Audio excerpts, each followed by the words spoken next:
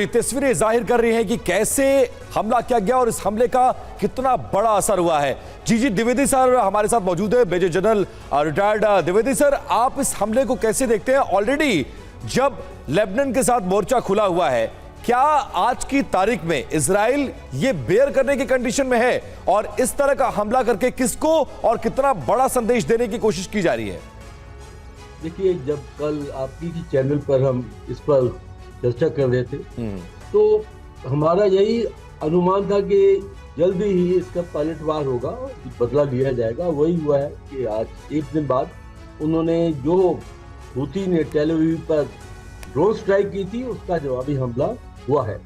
इसमें दो तीन बातें हैं। सबसे पहले है कि इजराइल की ये रणनीति है कि जब भी उस पर कोई ऐसा हमला होता है तो वो जवाबी कार्रवाई बहुत जबरदस्त करते हैं और बहुत ज्यादा समय नहीं लेते हैं। दूसरा है कि हूती जो है अभी 7 अक्टूबर से जब से हमास इजराइल युद्ध शुरू हुआ है तो हूतियों का एक बहुत योगदान है इस युद्ध में, क्योंकि उन्होंने रेड सी के अंदर तबाही मचा रखी है और जिसमें अमेरिका और ब्रिटेन उनके जो युद्ध पोत हैं उन्होंने काफी उस पर हमले किए हैं पर कोई सफलता नहीं मिली है। अभी तीसरी बात है कि ये नया वॉर जोन है। देखिए, इजराइल का जो 3 तरफा भी उनका वॉर जोन है, लेबनान, गाजा और अभी हूथीज के साथ यमन में, तो ये 3 तरफा काफी उनकी जो फोर्सेस हैं उन पर बहुत दबाव आएगा, प्रेशर आएगा, क्योंकि तीनों तरफ वो लड़ेंगे। तो साथ ही साथ ये भी कहना है कि उसके जो पार्टनर्स हैं, उसके अलाइज है, जैसे अमेरिका है, ब्रिटेन है, वो भी इसमें शामिल होंगे और वो और भी प्रेशर डालेंगे हूथीज के ऊपर। पर मुझे एक चीज की आशंका है कि ये युद्ध जो है थोड़ा सा और भड़केगा, क्योंकि ये नए नए मोर्चे खुले हैं और हूथी जो है उन्होंने भी अभी अपना बयान दिया है कि हम इसका जवाबी कार्रवाई करेंगे। साथ ही साथ लेबनान से जो हिजबुल्लाह है उन्होंने भी बोला है कि हम इस पर और भी कार्रवाई करेंगे लेबनान की तरफ से।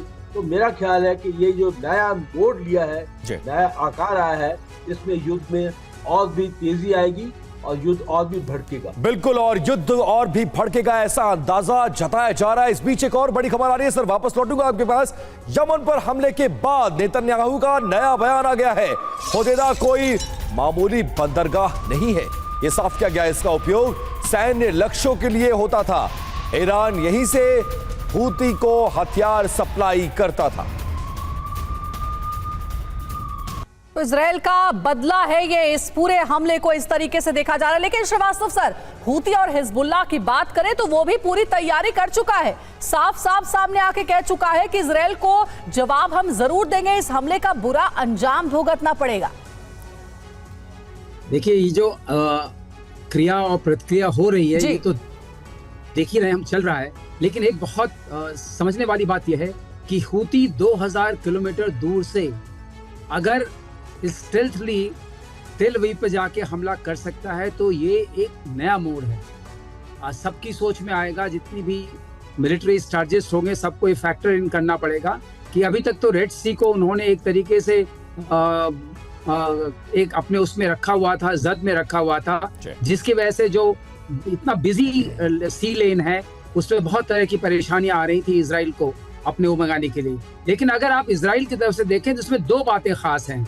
इजराइल अब जो है हूती, हिजबुल्लाह और हमस के जो सप्लाई चेन के रास्ते हैं उनको वो ब्लॉक करना चाहता है। उसमें अगर आप देखें जो फिलाडेल्फिया बॉर्डर जो गाजा और इजिप्ट के बीच का है उस पर वो रहना चाहते हैं, जिससे कि वहाँ जो टनल्स बनी हुई थी जिनके थ्रू सप्लाई मटेरियल आता था, चाहे वो असले का हो चाहे वो खाने पीने का सामान हो, हमस के लिए उसको ब्लॉक किया है। और दूसरा, यहाँ पर ये जो इन्होंने हुदैदी में अटैक किया है, यहाँ से ईरान से सारी सप्लाई आती थी हूती को, जो इस्तेमाल होती थी रेड सी के लिए भी और गल्फ एडन के लिए भी, उसको ब्लॉक करने की एक तरीके से कोशिश की गई है। और ये ड्रोन उसमें एक अपने आप में ट्रिगर का उसने काम किया है। लेकिन अगर आप इसको जोड़ के देखें कि जो इस वक्त अभी जाना है नेतन्याहू को अमेरिका में, और अमेरिका में इसके लिए कैपिटल हिल पर बहुत सारा प्रदर्शन होगा, बहुत सारे लोग इस युद्ध को रोकना चाहते हैं, और जो फिलिस्तीनी यहाँ पर हैं वो बहुत इन्होंने मोर्चा संभाला हुआ है इस बात को कहने के लिए और इलेक्शन भी होने वाले हैं यहाँ पे। इन सबको जोड़ करके अगर ये उससे आप कनेक्ट करें तो लगता है एक तरीके से नेतन्याहू को एक ऑक्सीजन की सप्लाई भी मिली है। क्या वो वहां जाएंगे तो उनके पास एक कारण है कि ये नया कारण है कि अब तो हूती भी हमारे ऊपर अटैक कर रहा है, जिस तरह हमारे लिए एग्जिस्टेंशियल थ्रेट है और हमें अभी अमेरिका से हर तरह की मदद चाहिए, चाहे वो सैन्य सामानों की हो या और जो डिफरेंट जो हमारे यूएन है और यहाँ पर है वहां पर सपोर्ट का हो। बिल्कुल सर, लौटेंगे आपके पास। देखिए, चर्चा हम कर रहे हैं कि अब आगे क्या होगा इस हमले के बाद, क्योंकि हूती और हिजबुल्लाह दोनों ही तैयार है इजरायल पर अब बड़े हमले के लिए।